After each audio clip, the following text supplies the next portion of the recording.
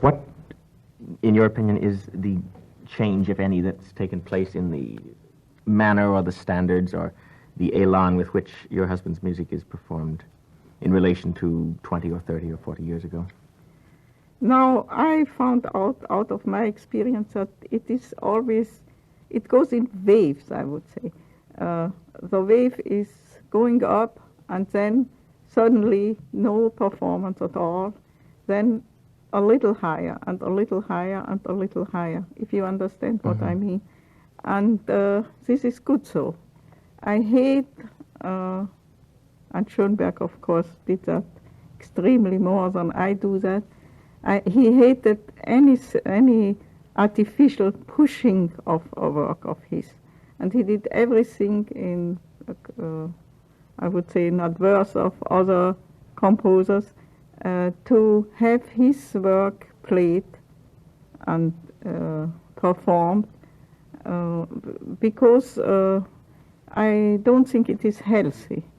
For instance, now I find that they do that extremely much with Bartók and Weber, you can see that. And when we came in this country, Delius was played over and over and over. We didn't know why Delius was played so much. Suddenly, nothing anymore. And then it stops perfectly. And this is not good. Also, I found out that when we came to New York, the first time after Hitler, there was a concert of about 2.5 hours, only Schoenberg. Of course, very What was played on it at that time? Oh, quartet and songs, and nothing which afforded a big the early works, orchestra, mostly. Yes. Not only the early work, also. I even couldn't tell you what it was, but Schoenberg turned to me and said, like this, they could kill me. You know what this is my thought about performance, which are just put together without rehearsal, without love, just ad hoc because it should be done, and so they do it.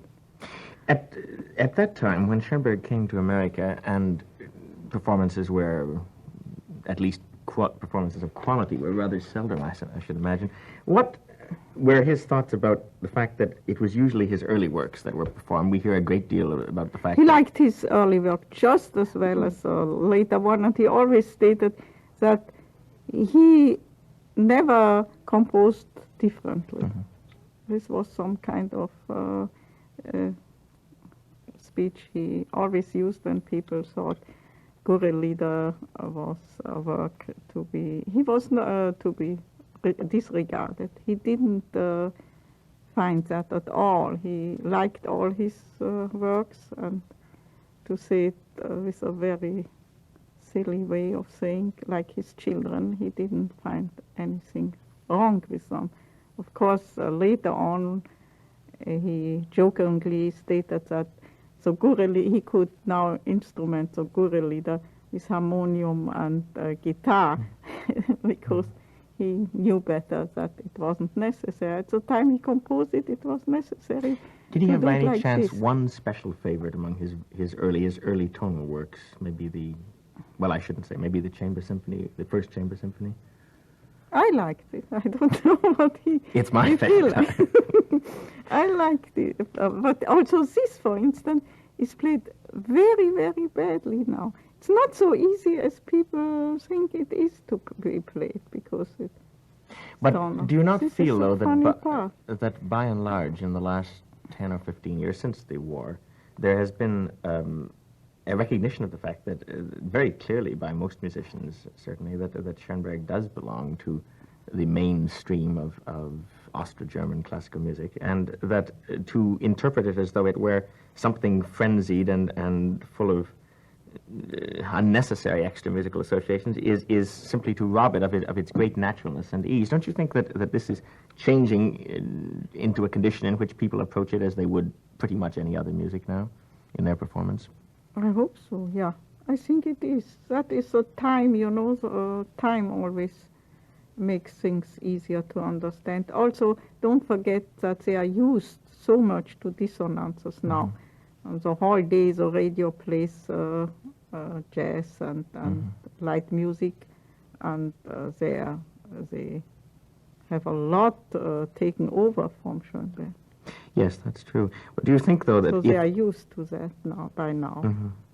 If this happens, if there comes a generation of musicians who approach Schoenberg very instinctively, very naturally, just as now you do it by... Thank you. But if there comes a generation that approaches it in this way, would it be safe to say, do you think, that there would be no more downs, no more ups, that there would simply, that Schoenberg's entire repertoire, his early works and his middle works and the first of the 12-tone works and the late works, that they would simply join the whole working repertoire of classical music and belong there ever after? Is it not possible that there will be no more major depressions of his... It's a very hopeful thinking. I would love to say yes to this question. I hope it will be, and it practically was, in the history you can see that it always was like this. Think only about Bach's bad time. Yes. One question which always fascinates me about Schoenberg, and I wonder what your thought of this is. If it should be that, let us say, let's speculate, let's be H.G. Wells for a moment, if it should be that 50 years from now, only one part of his work is performed a great deal, do you think that it would be that part in which he, although being extremely imaginative and extremely inventive, was to a degree part of a fin de siècle tradition, the Kammer symphonies and the first quartets and the Gurrelieder?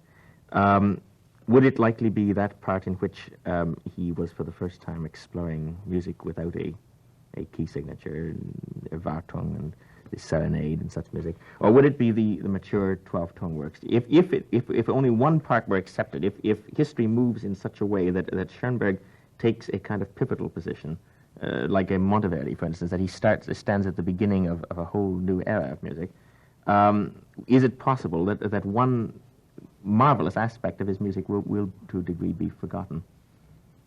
Why do you think I could answer this I don't question? know. I don't think anyone... couldn't answer this question at all. Yeah. Of course, you see, I hope that he will be recognized as a whole.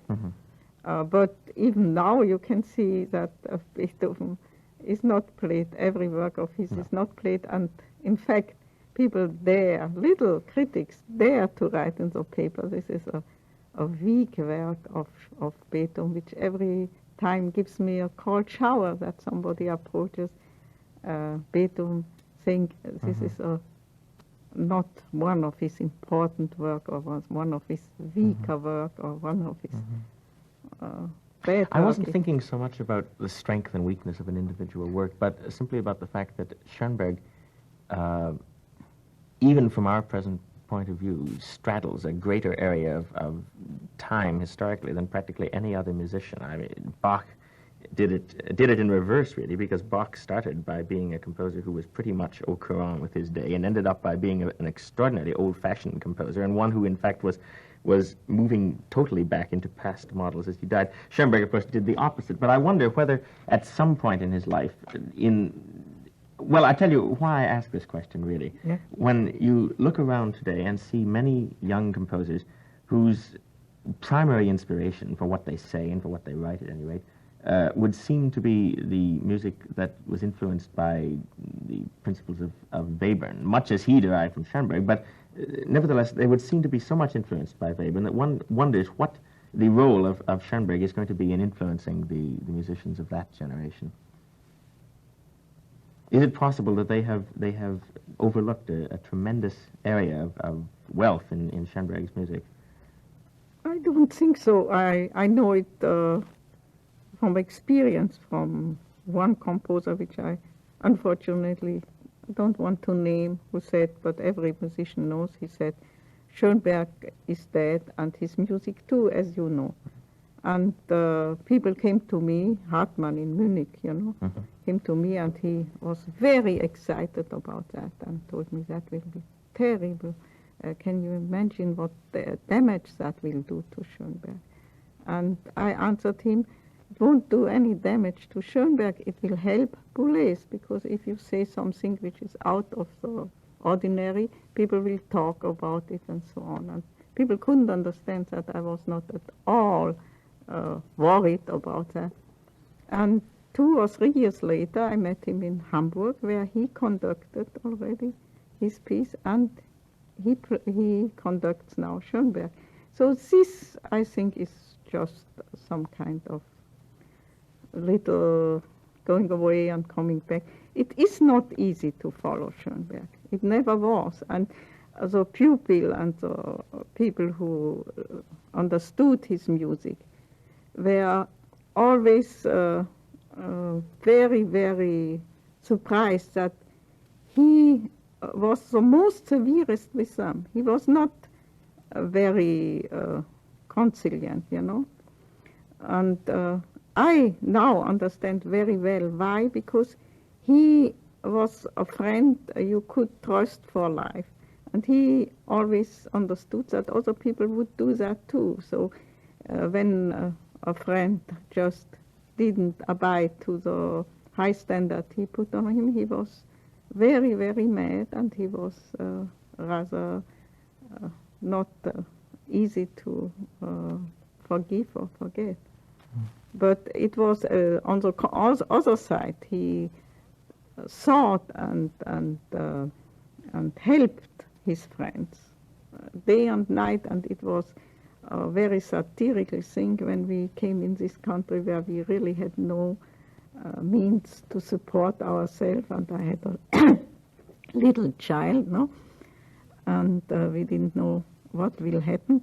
He never really worried about our future at all. He only worried about the people he left in Europe or who were in Germany, etc.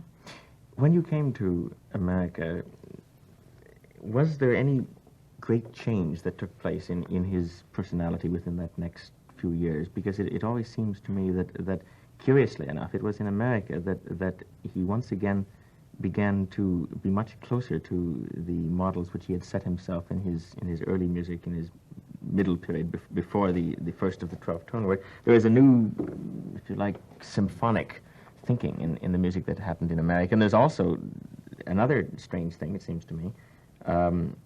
There is also, for the first time, once again, the reflections of tonal writing in music like Coolidge and the variations for organ, works of this kind. Was this, in any sense, a conciliation with the world of America, with American music? No, not at all. Not at all. This is not this is childish to assume. He never made any concession whatsoever. This is one of his mark, you know. If I, like other people, have a mark of the sun, he never, in fact, he overdid that very often because he was afraid he could perhaps give in to this. Now there are a lot of stories which I'm sure everybody knows about him, with the movies and with what was else? There was a yes, I know what I wanted to tell you. Make a little. When you came to America, Mrs. Schoenberg, did anyone come forth with a commission for new music from Schoenberg? No, that's a very sad but true fact that when Schoenberg came here, Bodanzky on the boat, which was a friend of Schoenberg, he was then the conductor in the Metropolitan, and he was a friend from his youth, no? He said, you know, Arnold, in America you will be a very, very big success, or none at all. Now, he was none at all when he came, I'm sure. And this was also because I must now say that I understand it much better than before why he was not a success. Because we really did always the wrongest thing we could do, you know. In what way? Now, for instance, Juilliard School, you know. Juilliard School for us was a small, when you said school, you thought it was a little school with little people, little directors, etc., etc. So they wanted him to make a speech there, and he right away declined, and of course nobody told him about this review would be very serious for him, And those mistakes we made all along because we never knew what he should take or what he shouldn't take. Now we laughed very much about offer to make with Rose Bampton, who was a very young singer then. She of course sang the Waldtaube. Now there was somebody there who wanted to arrange a big tour with Schoenberg conducting and she singing the dove, the Waldtaube. Of course, Schoenberg found that absolutely ridiculous. Now, when I look back, it wasn't ridiculous at all then, because they wanted just to have known something of Schoenberg. This was not at all difficult to grasp. And then he was in Malkin Conservatorium. You know that we were asked to go there. And the first question he asked, how big is your orchestra?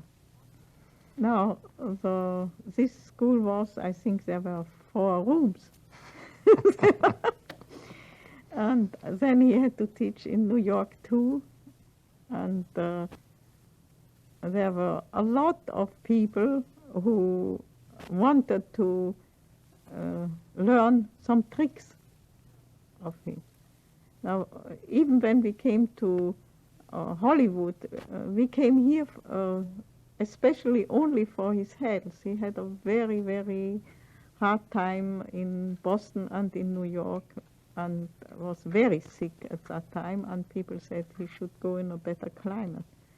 And when we came here, there was one director, movie director, I don't know the name anymore, who thought that it would be very good to have Schoenberg as an educator for music of movie. And this, I must say, saved our life, because there wouldn't have been one person who even would have known the name. So sometimes those really funny things turn out to be very, very helpful. And the funny part was in this that they came to Schoenberg and they really wanted to learn tricks of the highest caliber. And he started to analyze with them quartets, Beethoven quartets. And so this was also the way of his singing. He never wanted to have anybody learn things which were not on a really good foundation. Yes. Well, of course, it indicates very clearly the incredible misconception about him as in any sense, a revolutionary composer, because he was really, in this sense, scholastically, an extremely conservative man. He was a very conservative. Also in his life, he was very bourgeois, I would say. What was his reaction to the climate of Los Angeles in the war years? I must say, quite frankly, as one who doesn't like Los Angeles, I can't imagine a more inhospitable city to a genius such as Schoenberg, who was used to certainly a very disciplined scholastic life, and suddenly coming here into a city which at that time I should imagine didn't have a great deal of music. Yes, but you see, there is your mistake. You say city, and this is not a city. It took us also a little while to find that out. This is a complex of 40 villages, and one wants to overdo the other one. So after a while it will be quite good, because there will be a musical life, etc. But we came here like we came to a summer resort. And we right away had so good fortune to have this house out there, which nobody wanted because the bathrooms were white, and at that time the bathroom should have been pink. So we got it for a real, very small amount, and with a big fence around it, and so we lived there like we lived practically everywhere. We never had this kind of entourage with people of minds and of influence have usually. He was always alone. We were also alone in I wouldn't say Vienna at all, because Vienna is self-understanding, but even in Berlin we had perhaps 4 or 5 people coming, and that's all. Could you mention the names of some of his few close friends in the West Coast at that time? Here? Yes, at that time. Yeah, I can. There were none. There were none. We didn't have any friends here. When we came, the only person we knew in Hollywood was Mr. Riesenfeld, who was also by chance he was in Viennese, who came here and had all the movie theater, you know, with those big orchestras they had. Yes. He was in New York, and he lost his whole money, and he came to Hollywood to write movies. And after that, he heard about Schoenberg being stranded in Pasadena and not getting a house there because we had a child, and this was murder in Pasadena. So he came right away and took us to Hollywood. But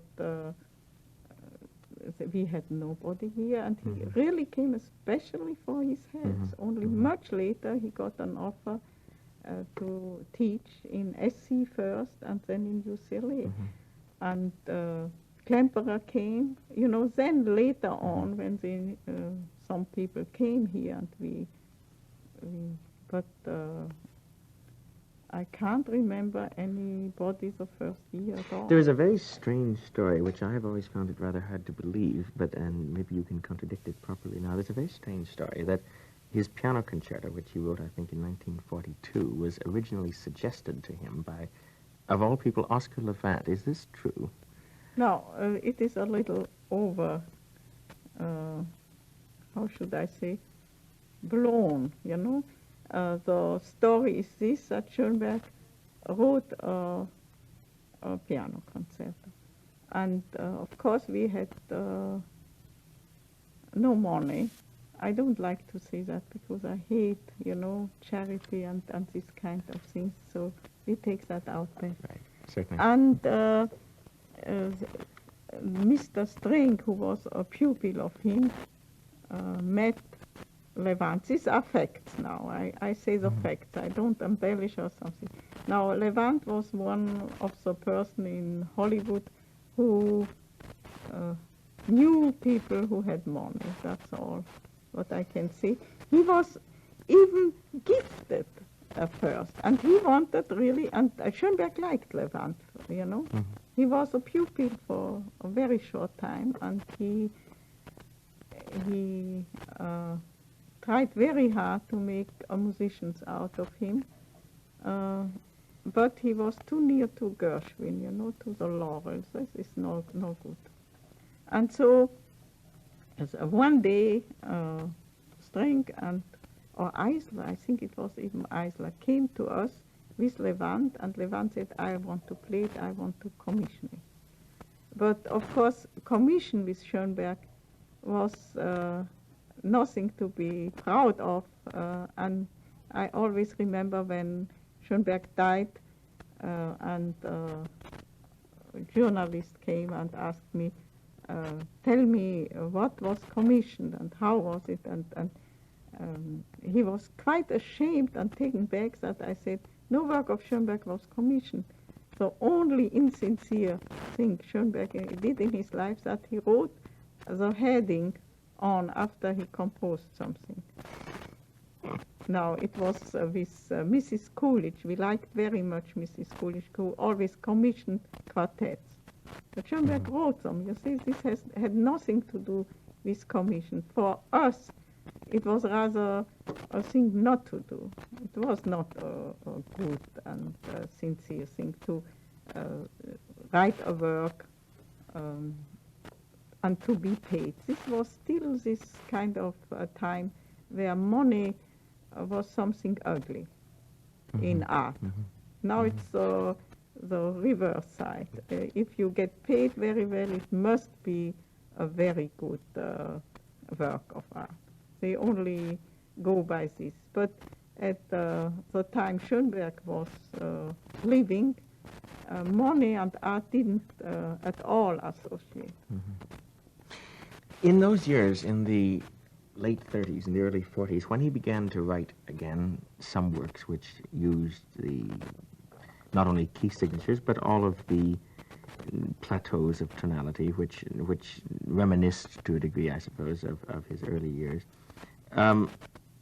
What were his particular affections among composers of the past? I know that he adored Mahler, both as a person and as a musician in many ways, and Brahms also. But what, especially of the 19th century, was he influenced by, apart from Brahms and Mahler? No, Mozart and Beethoven was, of course. He always claimed that he was really a follower of Mozart.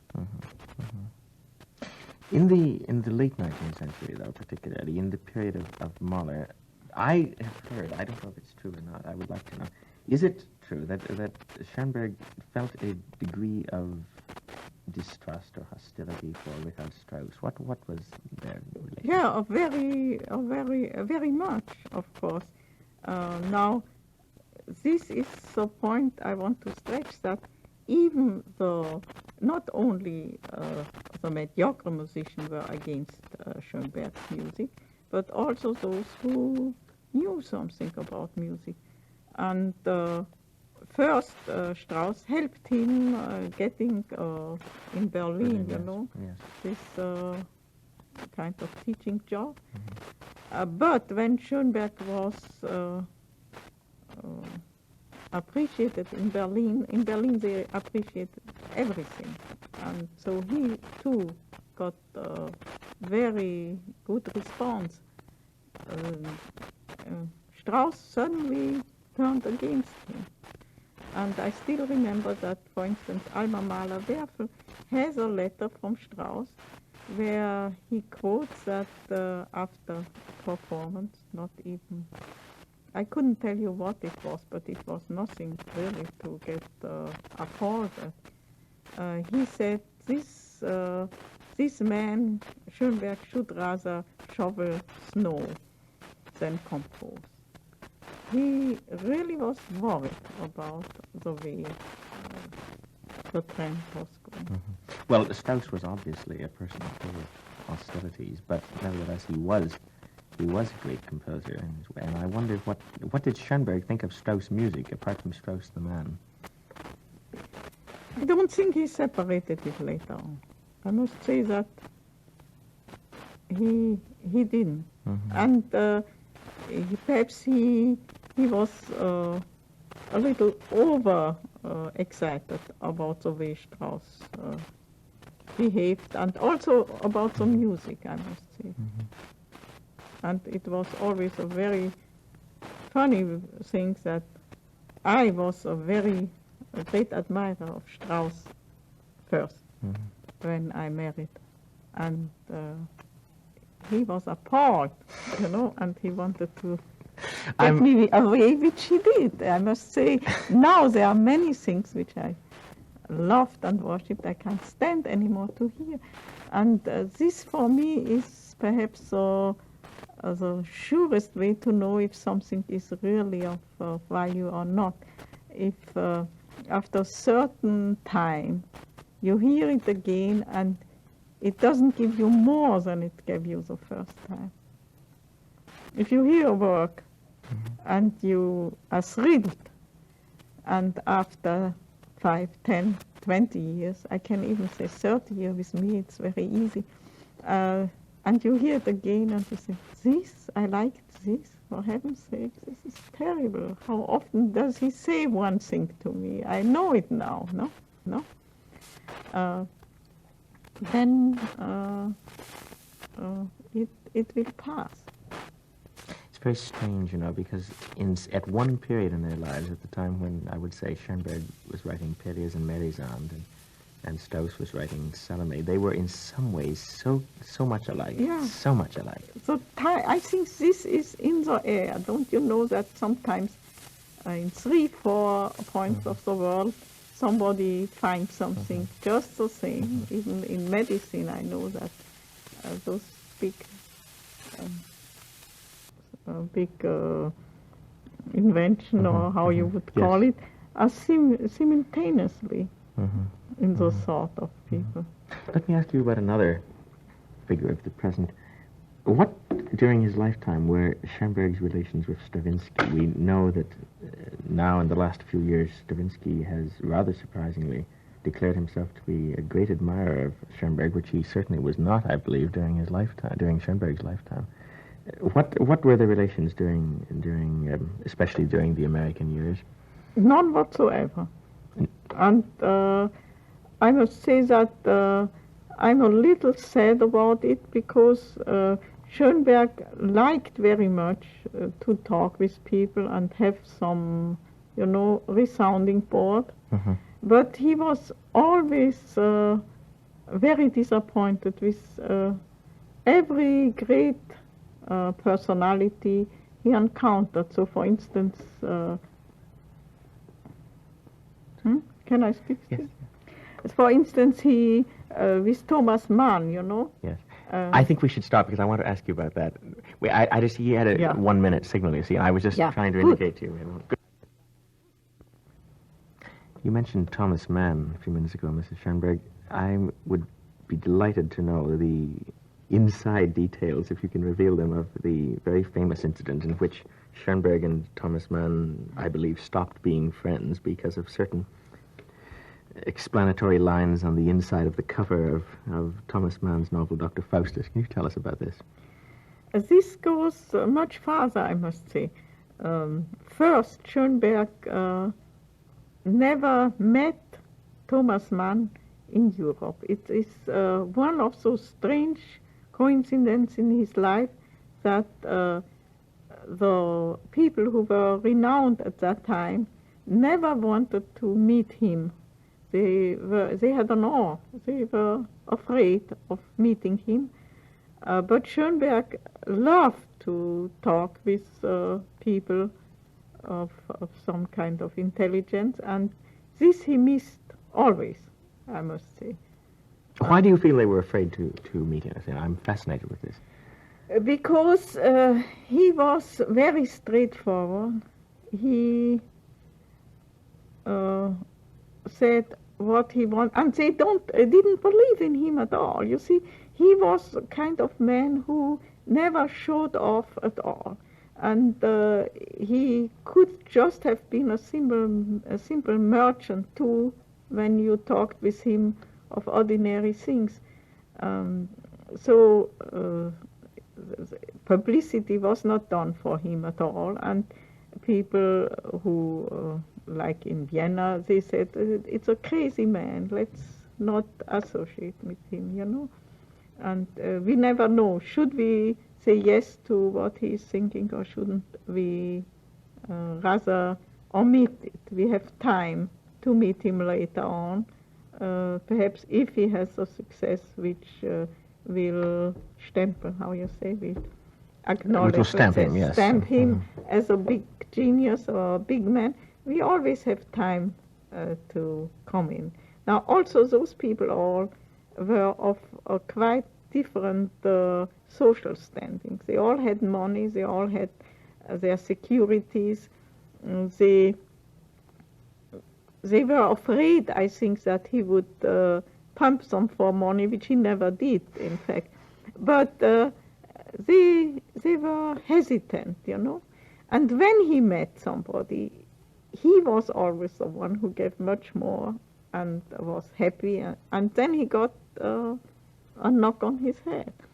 I can, for instance, tell you that the Privataufführung in Vienna, where they played every work of every composer. This was the first time this thing was done in that international relation of music, which after that turned out to be now a commercial entertainment, you know. And he also wrote to Stravinsky and begged him to give him some works of his.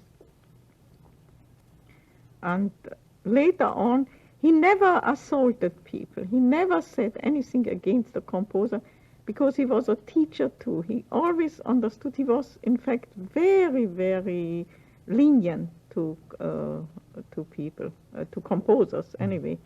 And I know that when he came in this country, people asked him, now what do you say about our young American composer? And he said, they are very good. And after that I said, but you can't mean that serious, no? And he said, yes, there is not so much difference between me and the composers here and in Europe. This was not arrogance, you know. But of course then Olin Downes asked him a terrible, crucial question. He asked him, when will we be at the same level of understanding of music than Europe? And then he said, oh, perhaps in 50, 100 years. And they thought it was an insult. He didn't mean it as an insult. He didn't know that here it would go as quick as it goes. But there's a lot of crabgrass here, you see. This is my point of view, that everything goes much quicker. And also in the university, for instance, where he taught, he said, if I could teach as well as those teachers there teach what they know, it would be wonderful, but they don't know anything. But the young people here are very much alive, and they very easily caught on his on his way of educating them. And many, which he finds the best, stopped composing. He said, if I didn't do anything else in my life, then having so many so-to-be composers stop composing and doing something else, I have a great merit in this work. And it's true, you know. What did they turn into, the ones that stopped composing? Now I can tell you, for instance, my brother Rudi was the Coolidge quartet, no?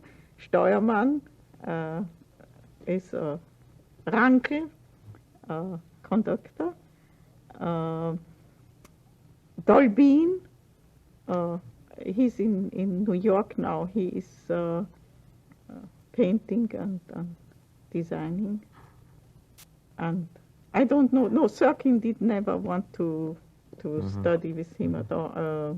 Music, I think he just wanted to make a name of himself, which after 2 years he wrote him a letter and said, now that I have established my name with modern composers, I don't think I need that anymore. So I'm not coming there to play anymore with, at the private. You see, that are something which, again, happened very often with him. He was, and later on he withdrew and was afraid of giving so much that people just threw it out.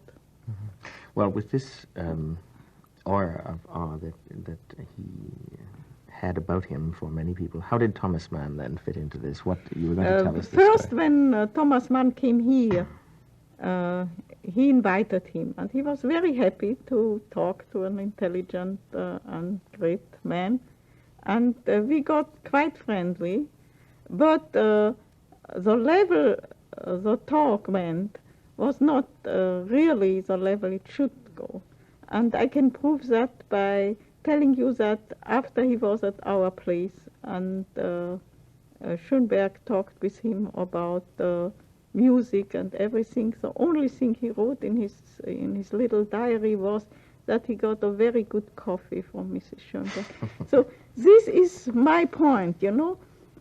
People didn't approach him like they should do. Now, for instance, Lasker in Berlin, this Czech man, he came to our house, and Schoenberg, people were there and said, you have to show him your chess game. Schoenberg invented the chess game with 10, you know, athletes of 8. And so he said, Schoenberg said, it would be the same thing as if Lasker came to me and showed me one of his compositions. And they talked only about Lasker. He always liked much more to hear the other person, you know, talk, instead of telling them about his own. And they didn't care. They were not curious about him at all. Even his closest friend, except Weber, I must say, and Berg, who always wanted to know what he was composing, what he was doing. And Weber, of course, criticized every performance which was played of Schoenberg and messed the pleasure up. Schoenberg really would have perhaps gotten of the fact that it was played and it was performed. Because this is also one thing which is not true, that he didn't like to be performed and that he wanted his work in general repertoire, yes. Do you think that the performances that are accorded him today by the best-known performers today are a fairly good representation of his early works and of his later works? Do you think they still tend to play Verklärte Nacht too much in relation to the variations for orchestra? Or? They still can't play it, I find. They play it very often, but they still have not grasped the real way to play Verklärte Nacht.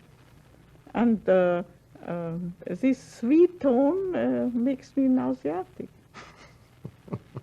Tell me, one more question. What about the audience of the future for Schoenberg? Let's imagine that it's 50 years from now and that people's ears have become accustomed to the most incredible kind of machinations of musica concrète, and that even the most daring works of Schoenberg no longer seem at all so. Do you feel that Schoenberg is going to be, in the real sense, audience music, in the way that, let us say, that's a crazy example, let's say Rachmaninoff is audience music, or is it going to be studio music in the sense that Reger is studio music? I'm not making comparisons of quality now, but just, is it going to be music that will become a great public favorite? Any part of it, do you think? It's hard to say, but I think it will. Yeah, I think it will. It will be, and I'm afraid it will be overplayed. It will be played too much. How could it be played too much? Oh, it's very easy to be played too much. Overplayed, people get bored with an idea. If you tell them an idea which strikes them and say you like it and you want to think about it, and you have it repeated and repeated all over again and again, the intelligent person gets absolutely nervous and doesn't want to hear it anymore. We saw that with many composers which were pushed, as they call it, and I do everything possible that this is not done. I'm just the reverse of the dream of a publisher, when a publisher wants to have things performed. But I don't think this is right. Mrs. Schoenberg, I am very much convinced that the time is very soon at hand in which Schoenberg's music will be so much a part of the mainstream of our culture and our repertoire that it won't any longer matter if it's performed 1,000 times or one time. It will be there, and there will be... The radio, now the records, if they make good records, that will help tremendously. And the audience, I think, behaves always the same. With Schoenberg, it is always the same, because there never will be mass, mass, how should I say? Audience. Appreciation in the way we like to have it in loud hollering and applause and these things, because the applause is there sometimes. Now, Gurrelieder was a tremendous success even when he conducted. But this is rather cruel to say, but it's usually a misunderstanding of his way of saying, so expressing himself. And you can see that the biggest success are with words, where people are helped to, or distracted, let's say. Now, for instance, Pierrot Lunaire, which is a standard work of Schoenberg. Everybody knows Schoenberg, Pierrot Lunaire, Schoenberg.